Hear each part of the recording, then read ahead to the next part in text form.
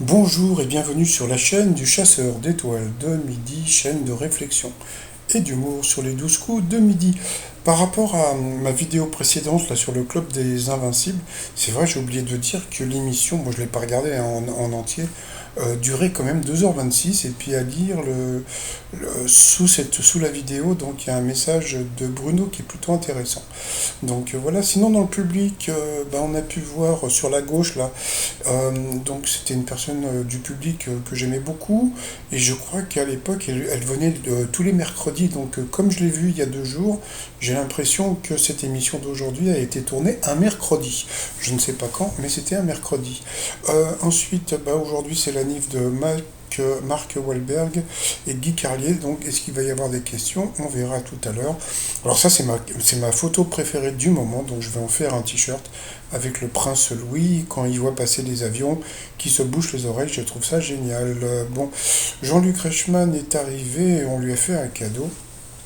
Donc c'est le petit Noah qui doit envoyer, bon, d'abord qui lui a donné des dessins et surtout qui lui a donné comme on appelle ça, des guimauves je crois, et il s'est pas gêné pour en bouffer. Voilà, donc ça a commencé un petit peu à m'énerver.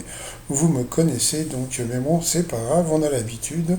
Donc le maître de midi était toujours là, et puis le petit Noah a eu droit à une belle place sur le plateau. Coup d'envoi la première question d'après le titre d'un album de Tintin.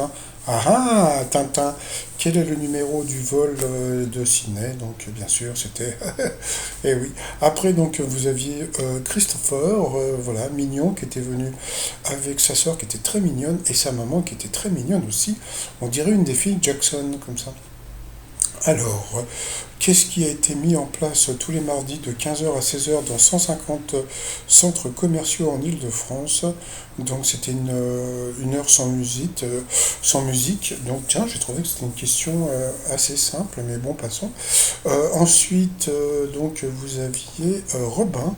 Alors c'est rigolo parce que Robin, il avait une voix très très grave qui allait pas du tout avec son physique, avec un super accent du sud-ouest que je trouvais ça très génial. Moi j'adore l'accent du sud-ouest, tout comme ça. Bon, passons. Donc il était venu avec tous ses amis, ils étaient 9. C'est le petit Noah qui les a comptés. Sa question pour le retour des beaux jours, quel chanteur nous fait danser avec une reprise de Suavemente Besame. Donc c'était ce Soul King. Après, donc vous avez, putain, il n'y avait que des belles gosses aujourd'hui, hein. Donc vous aviez Sandra qui était venue avec Dani, voilà sa voisine. Alors, où 58% des télétravailleurs réalisent-ils leur réunion en visio? Eh bien, c'était au lit. Voilà. Ensuite, qui a écrit Le Père Goriot? Donc c'était Honoré de Balzac. Jadis, quel corps de métier était associé à la chirurgie? Donc c'était barbier. Bon, on a appris un truc après. Pour prouver l'intelligence des cochons, qu'est-ce que des scientifiques leur ont appris à faire à l'aide de leur groin? Eh bien, à jouer à des jeux vidéo. Tiens, pourquoi il y a des cloches? La Pentecôte peut-être. Donc le t-shirt acteur porno, voilà, en passant. Ensuite, quel genre d'ouvrage Félix Salten, l'écrivain qui a créé Bambi, a-t-il publié anonymement avant de devenir célèbre grâce au petit fond? Eh bien, c'était un roman pornographique. Donc sur cette question, elle est passée au rouge. Qui dit rouge dit duel. Elle a eu les ovaires de prendre le maître de midi en duel, mais comme d'habitude, je vous le dis, si vous prenez le maître de midi en duel, il va avoir une question facile. Allez, c'est parti mon kiki, qui a un musée parisien pour spécialité la reproduction en cire de célébrités. Donc bien sûr, c'était le musée Grévin. Donc question de bébé pour le maître de midi. Donc ensuite, eh bien, HPI, Christophe et Robin sont retrouvés en coup par coup. Alors, quel groupe est bien associé à sa chanteuse ou son chanteur? Eh bien, donc la mauvaise réponse, c'était le truc là-haut, là, je sais pas ce que c'était. Donc voilà, donc sur cette question, il est passé au rouge. On a pu voir Jean-Luc Reichmann danser avec le public.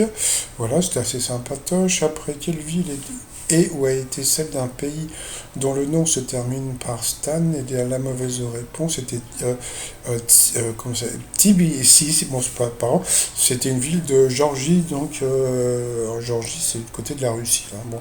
Ensuite, qui s'appelle Kelly?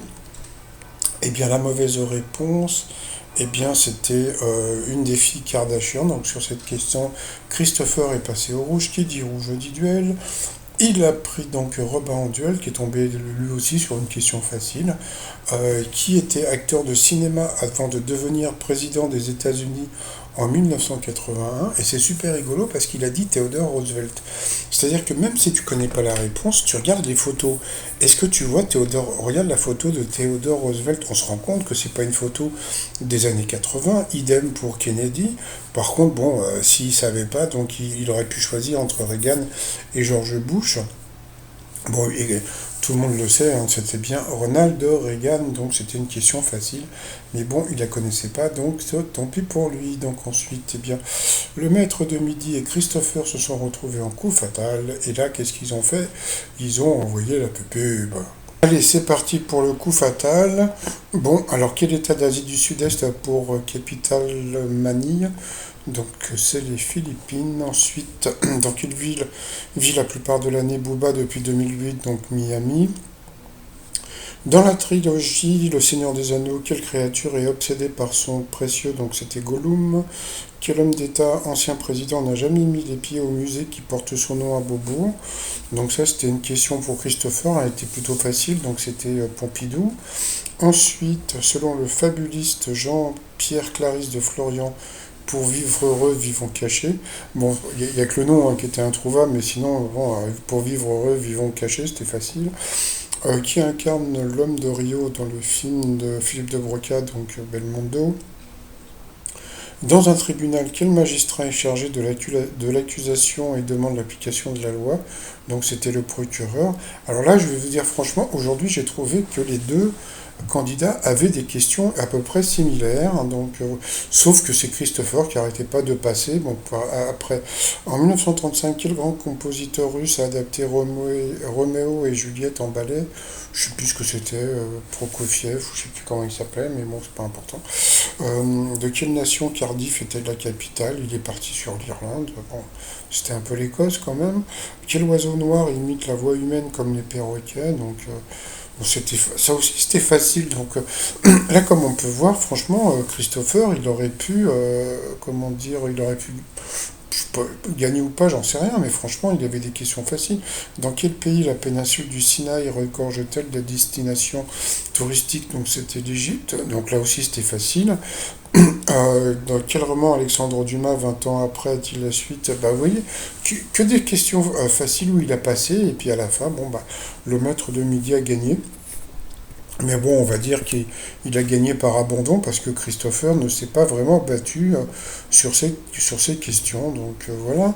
Ensuite, alors par rapport au coup de maître, à quel pays Jacques Brel fait-il référence dans sa chanson Le plat pays? Donc bien sûr, c'était l'autre, c'était la Belgique.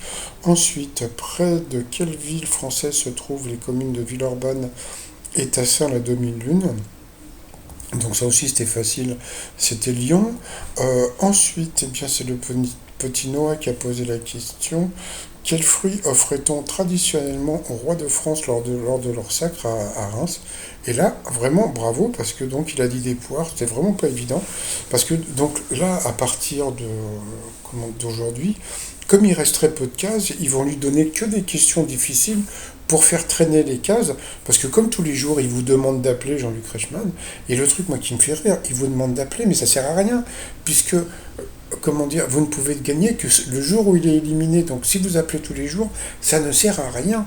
C'est-à-dire que en plus, vous n'aurez pas plus de chances de gagner. Et des fois, en général, c'est les gens qui ont appelé le jour même qui gagnent. Donc les gens qui téléphonent quand Jean-Luc Reichmann demande, c'est que vous êtes complètement abruti. Hein. Donc ça sert à rien de téléphoner puisque vous ne pouvez gagner que quand le maître de midi est éliminé. Bon, donc il a dit des poires, c'était des boires, donc bravo, donc voilà. Il faut savoir reconnaître. Ensuite, en cuisine, quel est le but de la méthode qui consiste à recouvrir une viande pendant 24 heures avec du marc de café? Il a dit attendrir la viande, donc ça je pense qu'il l'a dit au pif. Donc bon, de toute façon, il a une chance sur trois. Donc bon, donc et c'était ça. Donc bravo. On peut saluer aussi la chatte. Hein. Donc quand un mec a de la chatte, on peut saluer ça aussi. Donc c'était bien attendrir la viande. Et puis à la fin, donc là aussi, c'était pas évident. À quelle partie du corps le terme camard fait-il référence? Moi, je savais pas.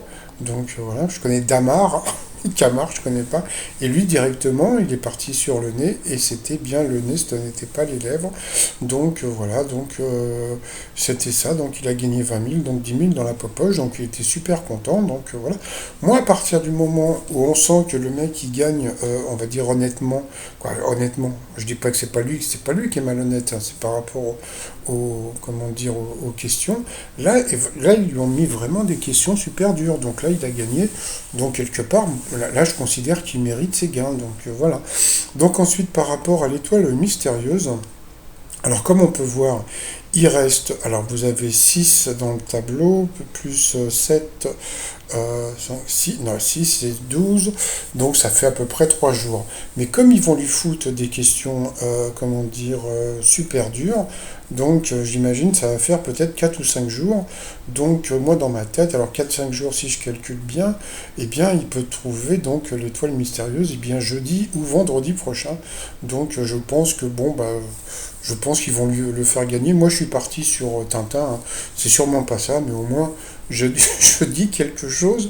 Les t-shirts du jour, bah, comme c'est le jubilé de la reine, et que pour moi, ma Royal Family, c'est Prince, Michael Jackson, Beyoncé et Rihanna. Et puis, le t-shirt que j'adore, hein, c'est, comment dire, La nuit du chasseur, mais avec un lapin. Et puis, Je peux pas, j'ai piscine, avec les Beatles à la piscine sur le site romillon.com.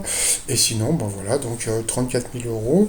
Voilà, bon, bah, il est content. On est content pour lui. Alors, sinon, bah, moi, je vais vous souhaiter une très bonne journée et je vous dis à demain. Portez-vous bien. Bye bye.